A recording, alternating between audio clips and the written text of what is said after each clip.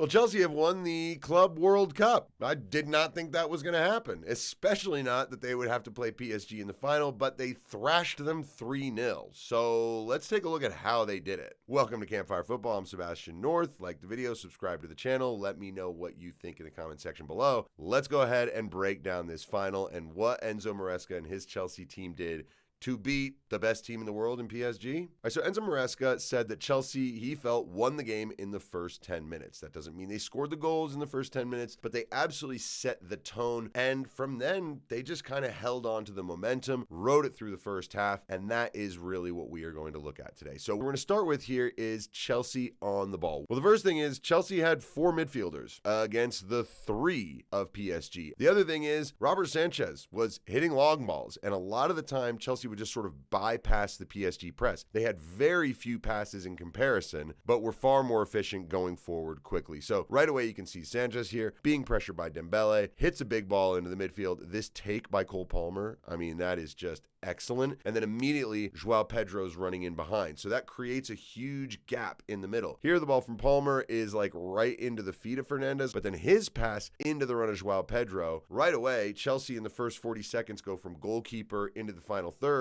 That gives them a nice boost of confidence. And they would just get a lot more of that in the first 10 minutes. Here, following a corner kick that they played short on the side, Cole Palmer, pressured by 3 players, is able to easily get himself out of that, find Reece James. Ball gets played to Pedro Neto. He gets to the byline and crosses. And right here, Cucurella just getting up and trying to nod the ball. That's not the easiest header to put on target. Colwill should have gambled like he did against Nottingham Forest on the final day of the Premier League season, and he would have had a tap in at the back post. They were also just having way too much fun getting through PSG because Chelsea played with a back 4, 2 holding midfielders and 2 attacking midfielders. With Robert Sanchez, that just means that they can easily outnumber the 6 PSG players that are pressing. Ball here from Sanchez goes into Cucurella. He brings it down, immediately plays it to Enzo Fernandez. His turn to get away from Hakimi is perfect, and then right away, as he looks up, he's got Joao Pedro making the run in behind. Every single time they did this, they just built more confidence that they could beat the PSG press. Here you're actually going to see how disorganized PSG were in this scenario.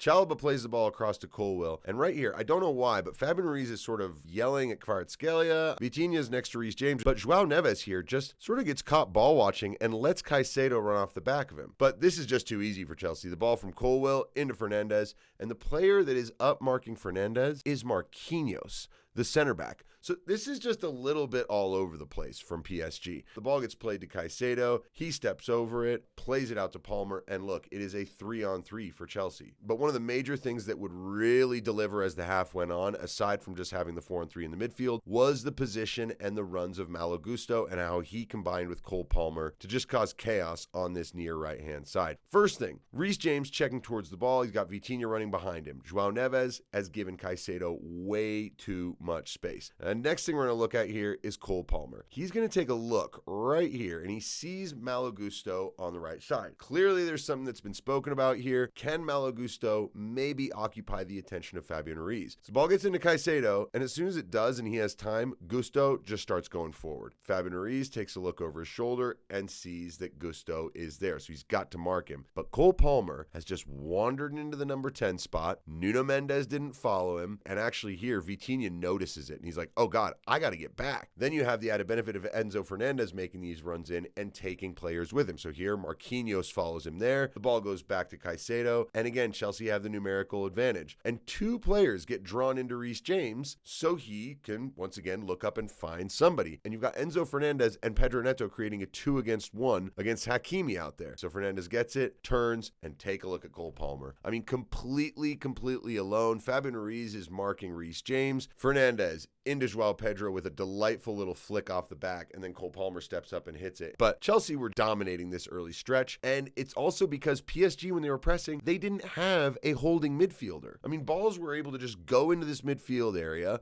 No one's there to block them. Joao Pedro's just picking it up in the center circle, turning, and Chelsea have a 4-on-4. So just 15 minutes in, Chelsea were building loads and loads of confidence in the attack. Now, what did they do defensively? Because this is the big question. How how do you defend against this PSG team that has all these rotations and all these wonderful players in every single position of the field? Well, look, you have to be really diligent, and they man-marked and followed people. That is what they did. So here, Pedro Neto, when Hakimi plays this ball into Desiree Doué and there's the little flick around the side, Neto follows him. It gets played back to Doué. PSG find their way out of it, and they get the ball into Fabian Ruiz. But look, Chelsea are close by. Everyone is marked. Everyone has someone close to them. Ruiz plays it to Neves. I don't know why, but Neves not expecting it. It bounces off his foot, and Joao Pedro picks it up. So a minute and 20 seconds in, PSG's first build out, Chelsea press them and win it. That's how you build confidence. Now, the thing is, you've still got to be able to deal with PSG when people start to move in and out of positions like crazy. So this is a great example of what Chelsea did when you started to see a lot of these rotations happen. So here's Ousmane Dembele coming from the number 9 spot into midfield, and Levi Colwill following him. And he is following him all the way. He's not just going to leave him. It's only when Enzo Fernandez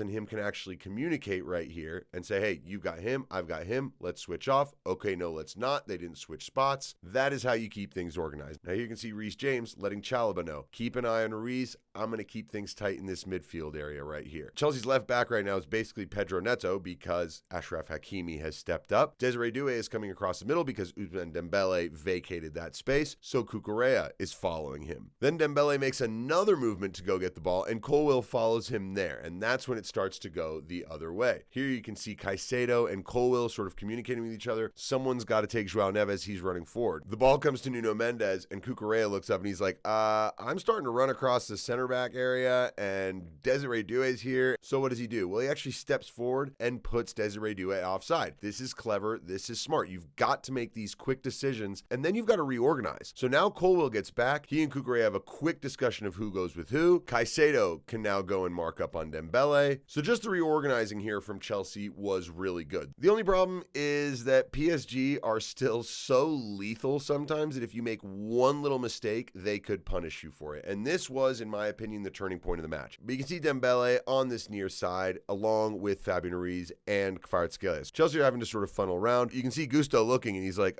yeah, I've got two. Cole Palmer, you need to come back and help. Because Dembele is sort of in the wide area, Kvaratskhelia has gone to the center forward position, and his movement's going to be key here. Fabian Ruiz gets a little bit closer to Cole Palmer, and as Kvaratskhelia checks to the ball, Chalobah follows him. Exactly what the defenders were told to do. But Palmer and him should have figured this out. It probably should have been Palmer going to cover Kvaratskhelia, while Trevoh Chalobah stays back and keeps the space locked up, because look at the room now between Gusto and Colwill. It's huge, and that's exactly the space that PSG want to attack. And Cole Palmer, ball watching, has let Fabian Ruiz get off his back. Nuno Mendes plays it to Dembele. He one-touches it over the top. Colwill's got to come across. The ball from Fabian Ruiz is exceptional. And now, this is a key moment. I think if Desiree Doué there really cocks his leg back like he's going to fire it and then chops it back to Hakimi, he could completely fool Cucurella, but he doesn't pull his leg back far enough. Cucurella reads it, blocks it, and Chelsea survive the one major opportunity that PSG created in that first 20 minutes. And then Chelsea would start to take over. Now, there's a couple things that were starting to happen a lot. One was the big ball from Sanchez over to Malo Gusto. You can see Malo Gusto right here, little flick of the wrist, I'm running, and then he takes off, and now ball is in behind. So Nuno Mendes at this point was like, whoa,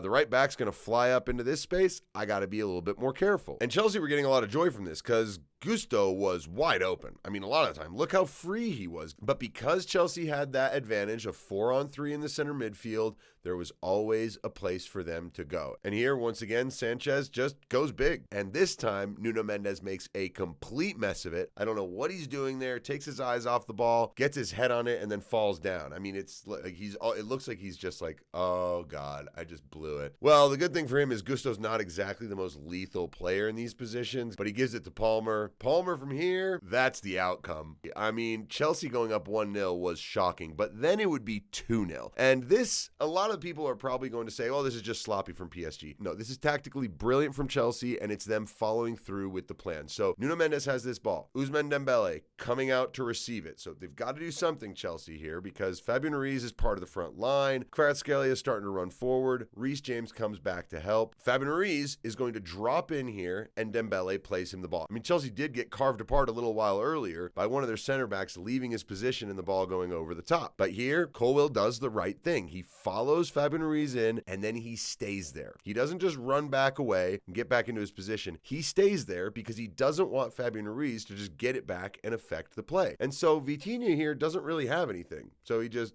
gives it back to Dembele. There's not really anything on. So he sees that Desiree Doué is on the far side. It's like, hey man, send me in behind. And that's the ball that Dembele tries to play. Reece James reads it, block, and he sees Palmer tearing through. Palmer makes mincemeat of Vitinha and Beraldo, tucks it into the bottom corner, and Chelsea are up 2-0. It's like, how is this happening? Well, the crazy thing is they just had complete control of the midfield in this game. And not just that, they were making it so difficult for PSG to know where they were going. It's like they out PSG'd PSG in a way. I mean, here, once again, it's Sanchez picking out Malo Gusto with the long ball. Yes, this time Nuno Mendes wins it, and he would win this next one as well. But you'll see this from Gusto. It's not an accident this was happening. Take a look. Sanchez has the ball. Watch Gusto. Does that little flick of the wrist again, takes a step with his left, and starts running. And Sanchez has that big ball in his locker. Now, the thing is that Palmer was not frequently able to find that space because a lot of the time Fabian Ruiz was close to him. But this time, Fabian Ruiz is marking Enzo Fernandez. And Vitinha and Joao Neves are marking on Caicedo and James, which leaves one midfielder open. And Beraldo was not about to chase Cole Palmer. And so Cole Palmer checks into this ball, and now he's got all the space in the world. Palmer turns, and now he can involve Gusto. So you get these long balls to Gusto, then Palmer is able to find a bunch of space. This is going to cause problems, right? It's exactly what happened on the third goal. Here it is. Gusto plays it back to Chalobah. Points for Chalobah to play it into Cole Palmer. Palmer gets it, and watch Nuno Mendes here. I mean, this is fantastic. He is furious with Kvaratskhelia because Kvaratskhelia just got played around, didn't turn and recover, and now Cole Palmer is turning and running at the PSG back line. Chelsea get into this position. Marquinhos is deeper than Beraldo. No one's really covering Joao Pedro when the ball gets played through to him. Vitinha just kind of let him go. The split is too easy. Donnarumma didn't read it. I mean, the whole thing's a whole mess, and Joao Pedro puts it away, and Chelsea go up 3-0. Now, I didn't really bother with the second half because, well, it didn't really matter. Chelsea did all of the damage in that first half,